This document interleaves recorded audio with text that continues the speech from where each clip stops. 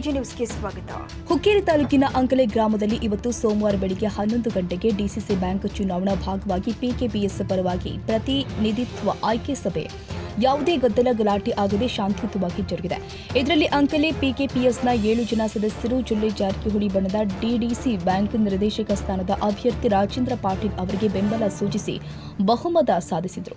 ಇಲ್ಲಿ ಯಾವುದೇ ಅಹಿತಕರ ಘಟನೆ ಆಗಬಾರದು ಎಂದು ಗೋಕಾಕ ಡಿವೈಎಸ್ಪಿ ನಾಯಕ್ಕ ಮತ್ತು ಸಂಕೇಶ್ವರ ಸಿಪಿಐ ಶಿವಶರಣ ಅವಜಿ ಅವರ ನೇತೃತ್ವದಲ್ಲಿ ಬಿಗಿ ಪೊಲೀಸ್ ಬಂದೋಬಸ್ತ್ ನಿಯೋಜನೆ ಮಾಡಲಾಗಿತ್ತು. ಇನ್ನು ಇವತ್ತು ಸಭೆ ಮುಗಿದ ಬಳಿಕ ಡಿಸಿಸಿ ನಿರ್ದೇಶಕ ಸ್ಥಾನದ ಅಭ್ಯರ್ಥಿ ರಾಜೇಂದ್ರ ಪಾಟೀಲ್ ಅವರು ಮಾಧ್ಯಮಗಳ ಮುಂದೆ ಏನೆಲ್ಲ ಮಾತನಾಡಿದ್ದಾರೆ ಅನ್ನೋದನ್ನ ತೋರಿಸ್ತೀವಿ ನೋಡಿ. ಜಿಲ್ಲಾ ಮಧ್ಯವರ್ತಿ ಬ್ಯಾಂಕಿನ ಚುನಾವಣೆ ನಿಮಿತ್ತವಾಗಿ ಇವತ್ತು ಅಂಕಲಿ ಗ್ರಾಮದಲ್ಲಿ ಡೆಲಿಗೇಷನ್ ಕೊಡುವ ಮೀಟಿಂಗ್ನಲ್ಲಿ ಠರಾವು ಪಾಸ್ ಆಗಿದ್ದು ನಮ್ಮ ಪರವಾಗಿ ಆಗಿದೆ.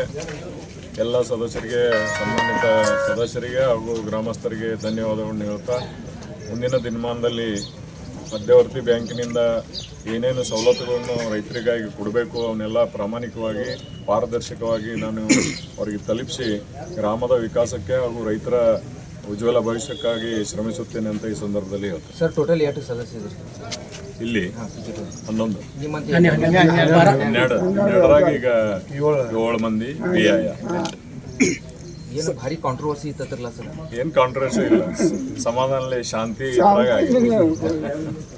ನೋಡ್ರಿ. ಇವತ್ತಿನ ಅಪ್ಡೇಟ್ ಅಲ್ಲೇ ಗೊತ್ತಾಗೋದು, ಈಗ ಗೊತ್ತಾಗಿಲ್ಲ. ಕೌಂಟಿಂಗ್ ದಿವಸ ಗೊತ್ತಾಗುತ್ತೆ. ಅವ್ರು ನಮ್ಮ ಹೆಚ್ಚದ ಅಂತ ಹೇಳೋರ, ನಾವು ನಮ್ಮದು ಬೇಡ, ಅದಕ್ಕೆ ಕಾಂಟ್ರವರ್ಸಿನೇ ಬೇಡ. ನಾವು ಗೆಲ್ತೀವಿ ಅನ್ನೋ ವಿಶ್ವಾಸ ಇದೆ. ಎಲ್ಲ ಜನರದ ಬೆಂಬಲ, ಆಶೀರ್ವಾದ ಇದೆ. ನಿಮಗೆ ಅಕ್ಟೋಬರ್ 19ನೇ ತಾರೀಕಿಗೆ ನಿಜವಾದ ಫಲಿತಾಂಶ ತಿಳಿದಿದೆ. ಎಷ್ಟು ಯಾರ ಕಡೆ ಇದ್ದದ್ದು ತಿಳಿದಿದೆ. ಅಣ್ಣ ಸಾಬಣ್ಣ ಜೊಲ್ಲೆ ಅವರಿಗೆ, ಸತೀಶ್ ಅಣ್ಣ ಜಾರಕಿಹೊಳಿ ಅವರಿಗೆ.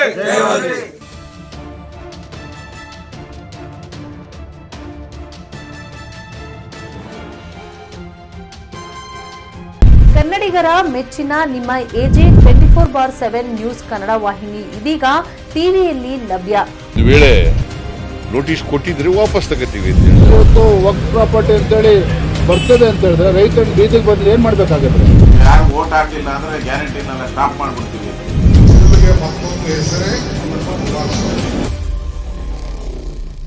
ಕರ್ನಾಟಕ ಮತ್ತು ದೇಶ ವಿದೇಶ 360 ಡಿಗ್ರಿ ಸುದ್ದಿ ಹಾಗೂ ಉತ್ತರ ಕರ್ನಾಟಕ, ಬೆಳಗಾವಿ, ಬಾಗಲಕೋಟೆ, ಧಾರವಾಡ, ಹಾವೇರಿ, ಗದಗ, ಬಿಜಾಪುರ ಜಿಲ್ಲೆಯ ಕ್ಷಣ ಕ್ಷಣದ ವಿವರವನ್ನ ಪಡೆಯುವುದಕ್ಕೆ ಎಜೆ 24/7 ನ್ಯೂಸ್ ಕನ್ನಡ ವಾಹಿನಿಯನ್ನ ಲೈಕ್ ಮಾಡಿ, ವಿಡಿಯೋಗಳನ್ನ ಶೇರ್ ಮಾಡಿ, ಕಮೆಂಟ್ ಮಾಡುವ ಮೂಲಕ ನಮ್ಮ ವಾಹಿನಿಗೆ ಸಹಕಾರ ನೀಡಿ ಮತ್ತು ಚಾನೆಲ್ ಅನ್ನ ಸಬ್ಸ್ಕ್ರೈಬ್ ಮಾಡಿ.